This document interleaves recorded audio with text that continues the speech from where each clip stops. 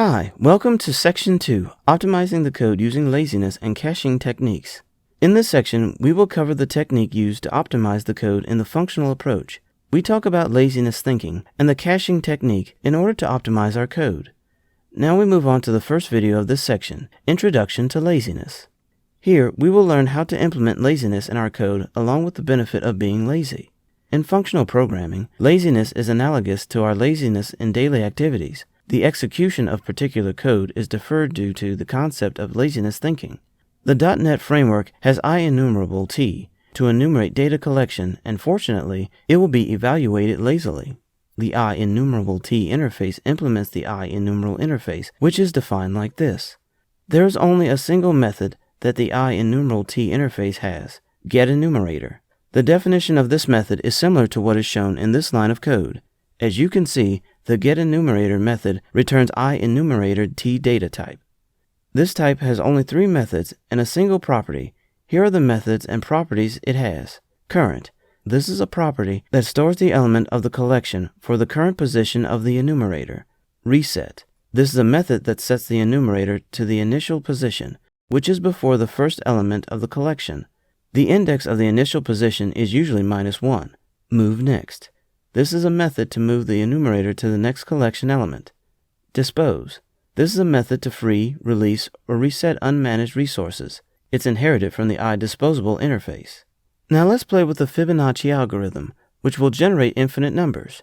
The algorithm will generate sequences by adding the previous 2 elements.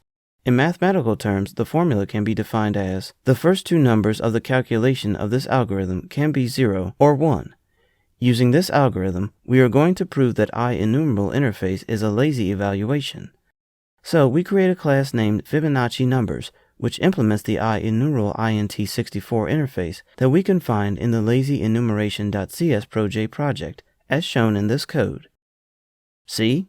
Since the Fibonacci Numbers class implements the ienumerablet interface, it has the getEnumerator method to enumerate the data collection.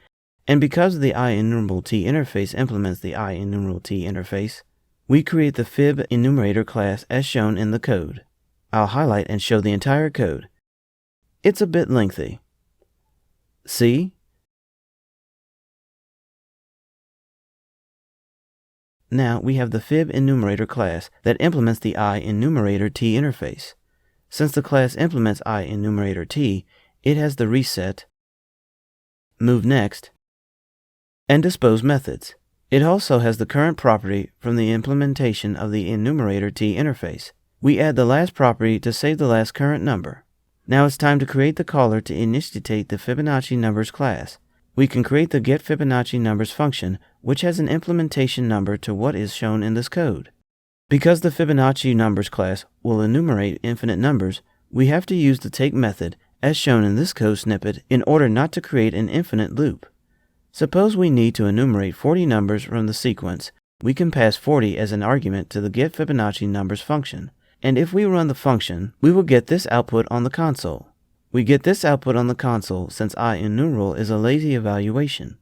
This is because the moveNext method will only be called to calculate the result if it's asked to do so. Imagine if it's not lazy and is always called.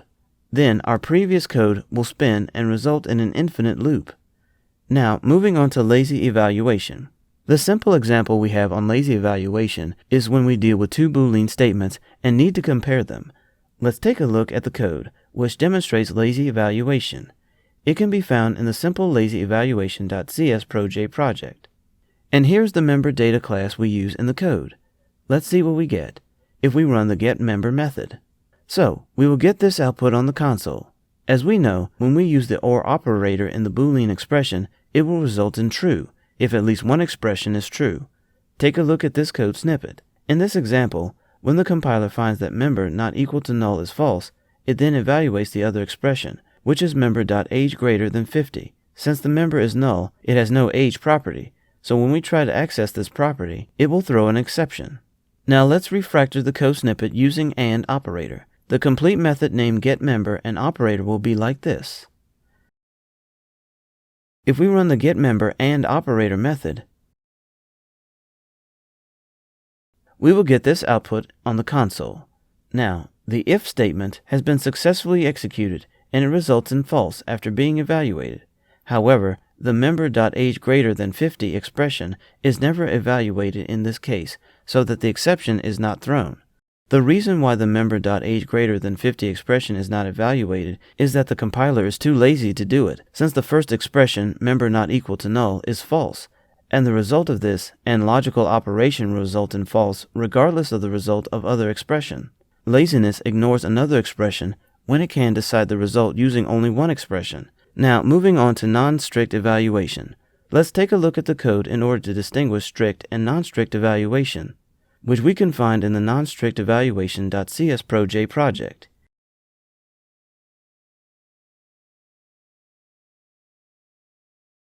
In the code, we are going to calculate the formula of x plus y into z. The inner formula function will calculate the multiplication of y and z, while the outer formula function will calculate the addition of x and the result of y into z, to retrieve the value and then add the result to the x. The code will be like this strict evaluation function. As you can see, in the code we invoke the outer formula function like this code snippet. Let's see the output for this strict evaluation we discussed earlier. I'll run the code. We get this on the console. As you can see, when we calculate 4 plus 3 into 2, we first calculate the result of 3 into 2, and then after getting the result, we add it to 4. Comparing it to non-strict evaluation, the plus operator is reduced first, and then we reduce the inner formula, which is y, into z. Now let's refactor the outer formula function to the outer formula non-strict function, as shown in this code. We modify the second parameter of the function into the func int delegate. We will call outer formula non-strict from the non-strict evaluation function like this. In the code, we can see that we pass the inner formula function into the second parameter of the outer formula non-strict function, as shown in this code snippet. The expression in the code snippet will be evaluated using non-strict evaluation. To prove this, let's run the non-strict evaluation function and check the output, and we will get this output on the console. We can see that our expression is evaluated from the outside to the inside. The outer formula non-strict function is run first, even though the result of the inner formula function is not retrieved yet. And if we run the outer formula function and the outer formula non-strict function consecutively, we will get a clear difference in the order of the evaluation, as shown in this output. Now, compare the difference. In strict evaluation, the calculation of 3 into 2 is run first, and then fed to the 4 plus inner formula expression, while in non-strict evaluation, the 4 plus inner formula expression is run before the calculation of 3 into 2. Lazy initialization is an optimizing technique where the object creation is deferred until it is used. We can define an object, but it won't be initialized if the member of the object is not accessed yet. Take a look at this code in order to demonstrate the lazy initialization that we can find in the lazy initialization.csproj project. It's quite lengthy. See? This is the entire code. We define the person name class like this. As you can see in the lazy initName function implementation, we lazily initialize the person name object using the lazyT class, as shown in this code. By doing this, person name isn't actually initialized after we define the class directly using this code. Instead, using lazy initialization, we access the object's member in order to initialize it, as discussed earlier.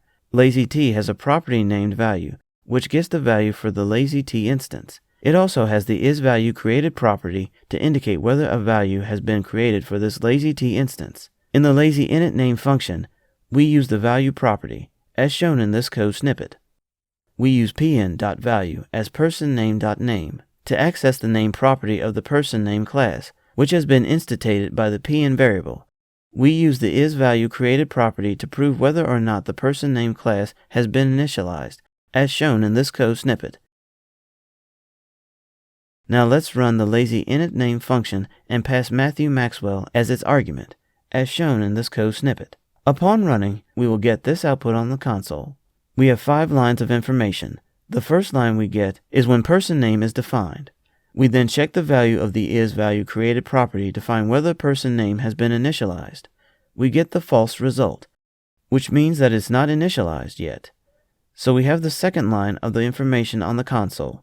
The next 2 lines are the interesting things we get from lazy initialization. When we access the value property of the lazyT class to retrieve the name property of the personName instance, the code calls the constructor of personName before it accesses the name property of personName class. This is why we have lines 3 and 4 in the preceding console. And after we check the isValueCreated property again, we find that personName has now been initialized and the pn variable has an instance of personName. Now, at the end, let's have a quick glance at the advantages and disadvantages of being lazy. These are some of the advantages of being lazy. Take a look. Besides the advantages, being lazy also has disadvantages, such as these. Cool! That's all about this video. In this video, we have learned lazy enumeration.